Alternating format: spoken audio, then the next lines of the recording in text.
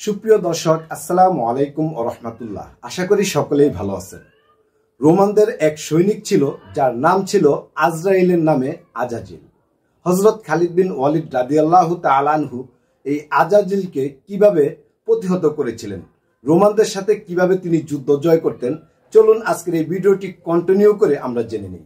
ভিডিওটি দেখার আগে আপনি যদি এই চ্যানেলে নতুন হয়ে থাকেন তাহলে চ্যানেলটি সাবস্ক্রাইব করে পাশে থাকা বেল বাটনটি অল প্রেস করে দিন। আর যারা করেছেন তাদেরকে অসংখ্য অসংখ্য ধন্যবাদ। আর বন্ধুরা, আপনাদের জন্য বরাবর একটি কথাই বলবো, নামাজ বাদ দিও না বন্ধু, এপারের চেয়ে ওপারের জীবন অনেক সুন্দর।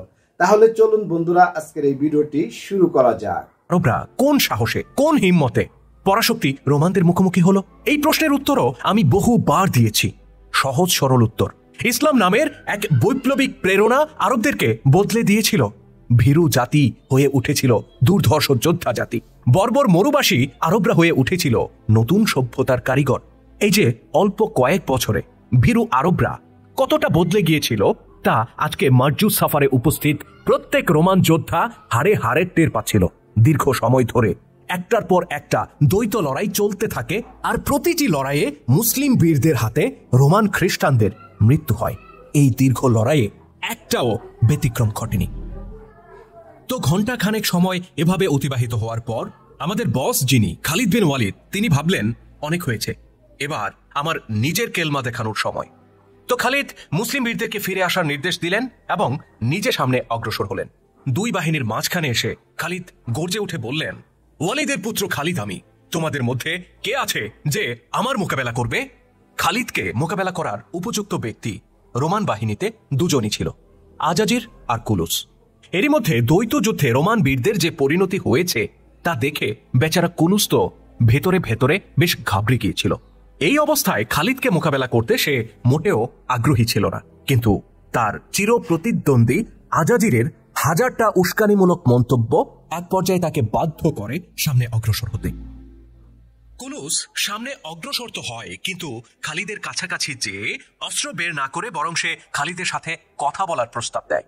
খালিদ তাতে কর্ণপাত না করে নিজের বর্শা দিয়ে কুলুসকে একটা সাংঘাতিক আঘাত করেন, কিন্তু কুলুস অস্বাভাবিক ক্ষিপ্রতার সাথে খালিদের এই হামলা প্রতিহত করে। খালিদ তার বর্শা দিয়ে দ্বিতীয়বার আঘাত করলে সেটাও একইভাবে প্রতিহত করে কুলুস। পরপর দুইবার আঘাত ব্যর্থ হওয়ার পর খালিদের মধ্যে একটা জেদ চেপে বসে। তিনি বর্শাটি দূরে ছুঁড়ে ফেলেন এবং কুলুসের খুব কাছাকাছি যেয়ে তার জামার কলার ধরে ফেলেন। অতঃপর এক ঝটকায় তিনি কুলুসকে ঘোড়ার উপর থেকে মাটিতে ছুঁড়ে ফেলে দেন। কুলুস এত বড় জেনারেল, অথচ মাটিতে পড়ে নিথর পড়ে থাকে। হয়তো খালিদের বিরুদ্ধে লড়াই করার যে হিম্মত, সেই হিম্মতটাই সে হারিয়ে ফেলেছিল। এ সময় দুজন মুসলিম সৈনিক এসে কুলুসকে বন্দী করে নিয়ে যায়। কুলুস বন্দী হওয়ায় রোমান সৈনিকেরা তো বেশ মর্মাহত হয়, কিন্তু আজাজির এই ঘটনায় বেজায় খুশি ছিল। সে কামনা করতে থাকে মুসলিমরা যেন কুলুসকে এখনই হত্যা করে ফেলে। এবার সে নিজে সামনে অগ্রসর হয়। খালিদকে পরাজিত করার একটা বড় বাসনা তার মনের মধ্যে ছিল। অতীতে সে বহুবার বহু যুদ্ধে নিজের বাহাদুরি তো দেখিয়েছে, কিন্তু কুলুসও বিভিন্ন রণক্ষেত্রে নিজের যোগ্যতা প্রমাণ করেছে, যে কারণে সম্রাট তাদের দুজনকেই সমান গুরুত্ব দিতেন। আজকে নিজের হাতে খালিদকে পরাজিত করে আজাজির নিজের শ্রেষ্ঠত্ব প্রমাণ করতে বেকুল হয়ে আছে। আজাজির ছিল খুব ঠান্ডা মাথার যোদ্ধা। সে সামনে অগ্রসর হয়ে প্রথমে মুসলিম কমান্ডারের সাথে কিছুটা তামাশা করতে চায়। যুদ্ধের ময়দানে হযরত খালিদ বিন ওয়ালিদ রাদিয়াল্লাহু তাআলা আনহুর দূরদর্শিতা দেখে কাফেররা ভয় পেয়ে যেত এবং কাফেররা পরাজিত হতো। হযরত খালিদ বিন ওয়ালিদ রাদিয়াল্লাহু তাআলা আনহুকে আল্লাহর তরবারি উপাধি দেওয়া হয়েছিল। চলুন বন্ধুরা, আমরা আজকের এই ভিডিওটি কন্টিনিউ করে ইসলামিক ইতিহাস জেনে নিই। কোনো প্রশ্নের জবাব দেব না, আমি বরং তোমার মাথাটা মাটিতে ফেলে দেব। আজাজির এই উত্তর শুনে বেশ কিছুটা সময় বিস্ময় ভরা চোখে খালিদের দিকে তাকিয়ে থাকে। অতঃপর নিজের ঘোড়া আগে বাড়িয়ে সে দ্বৈত যুদ্ধের দূরত্বে গিয়ে দাঁড়ায়। গম্ভীর কণ্ঠে আজাজির বলে, ওহে আরব, আমাকে বলো তো কি কারণে তুমি আমার সাথে যুদ্ধে অবতীর্ণ হয়েছ? তোমার কি এই ভয় হয় না যে আমি তোমাকে হত্যা করে ফেললে তোমার বাহিনী নেতৃত্বহারা হয়ে পড়বে? খালিদ বলেন, তুমি ইতিমধ্যে আমার সহযোদ্ধাদের দক্ষতা নিজের চোখে দেখেছ। তাদের জন্য আমি অপরিহার্য নই। বরং তাদের জন্য একটা তাকবীরই যথেষ্ট।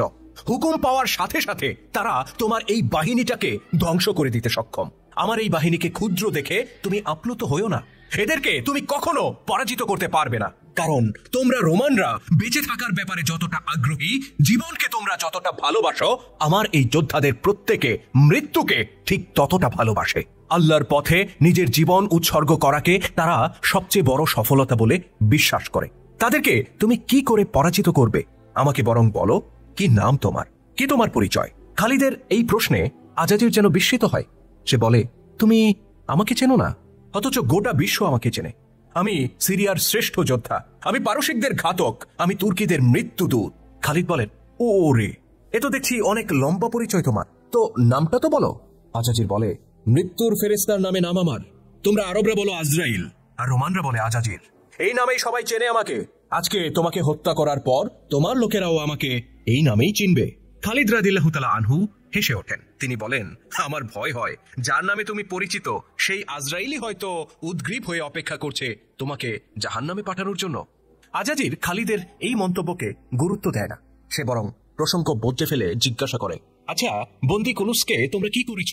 খালিদ বলেন, তাকে শিকল দিয়ে বেঁধে রেখেছি। কেন, মায়া হচ্ছে নাকি তার জন্য? আজাজির হেসে বলে, ওর মতো শয়তানের জন্য মায়া হবে আমার? এত বড় হৃদয়বান মানুষ আমি না। আমার আসলে কৌতূহল হচ্ছে তাকে কেন তোমরা হত্যা করছো না।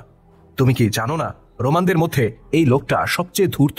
খালিদ রাদিয়াল্লাহু তাআলা আনহু বলেন, তাকে হত্যা করছি না একটা কারণে, আমার মনের মধ্যে একটা সুপ্ত বাসনা আছে। আজাজির বেশ আগ্রহ ভরা চোখে খালিদের দিকে তাকিয়ে থাকে। খালিদ বলতে থাকেন, আমি তোমাদের দুজনকে একসাথে শিকল দিয়ে পাশাপাশি বেঁধে রাখতে চাই।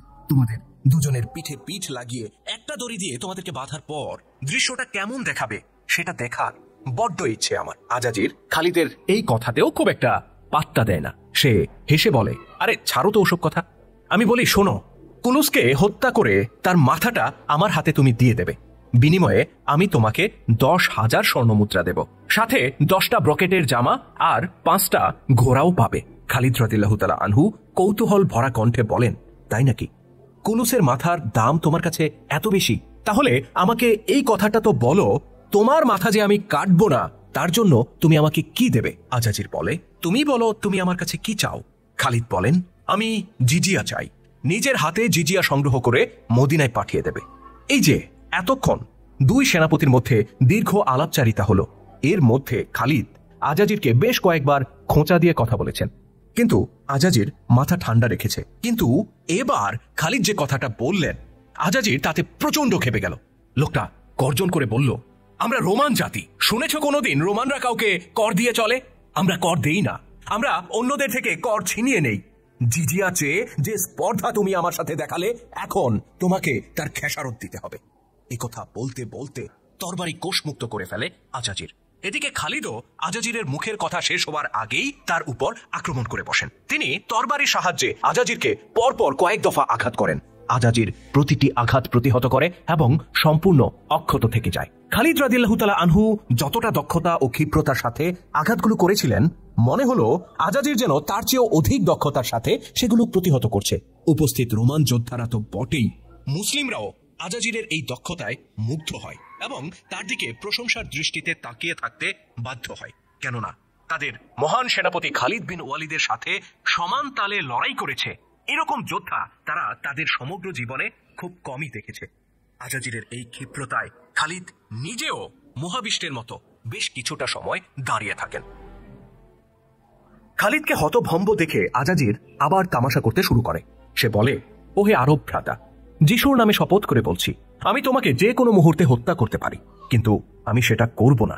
আমি বরং তোমাকে জীবিত অবস্থায় বন্দী করব, যেন নিজের বাহিনী নিয়ে সিরিয়া ত্যাগ করার শর্তে আমি তোমাকে মুক্তি দিতে পারি।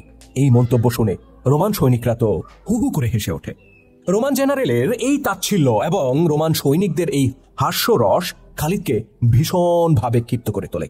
তিনি মনে মনে সিদ্ধান্ত নেন, আমি একে কোনোভাবেই হত্যা করব না, বরং জীবন্ত বন্দী করে পদানত করব। অতঃপর তিনি পুনরায় আক্রমণ করার উদ্দেশ্যে এগিয়ে যান। খালিদ রাদিয়াল্লাহু তাআলা আনহু যখন আজাজিরকে আক্রমণ করতে দ্বিতীয় দফায় অগ্রসর হন, তখন তিনি বিস্ময়ের সাথে লক্ষ্য করেন যে আজাজির তার ঘোড়ার মুখ ঘুরিয়ে বিপরীত দিকে চলতে শুরু করেছে। খালিদের মনে হলো রোমান জেনারেল হয়তো যুদ্ধক্ষেত্র ত্যাগ করছে। এমনটা ভেবে তিনি তার পিছু ধাওয়া করেন। খালিদ কাছাকাছি পৌঁছে গেলে আজাজিল তার ঘোড়ার গতি বাড়িয়ে দেয়। উভয় বাহিনীর যোদ্ধারা বিস্ময়ের সাথে দেখতে পায় যে দুই জেনারেল যুদ্ধক্ষেত্রের মধ্যবর্তী। রোমানরা বরাবর হযরত খালিদ বিন ওয়ালিদ রাদিয়াল্লাহু তাআলা আনহুর কৌশলের কাছে হেরে যেতেন। দ্বৈত যুদ্ধ যারা করতে চাইতেন তারাও কিন্তু হেরে যেতেন। কোনো ব্যক্তি হযরত খালিদ বিন ওয়ালিদ রাদিয়াল্লাহু তাআলা আনহুর সাথে যুদ্ধ করতে চাইতেন না, কারণ যারাই যুদ্ধ করেছেন তারাই সবসময় বরাবর হেরে গিয়েছেন। বন্ধুরা, আজকের এই ভিডিওটি এই পর্যন্তই। এই ভিডিও সম্পর্কে আপনাদের কোনো মতামত থাকলে অবশ্যই কমেন্ট বক্সে দিবেন। দেখা হবে নতুন কোনো এপিসোডে। সে পর্যন্ত ভালো থাকবেন, সুস্থ থাকবেন। আজকের মতো বিদায় নিচ্ছি। আসসালামু আলাইকুম ওয়া রাহমাতুল্লাহি ওয়া বারাকাতুহু।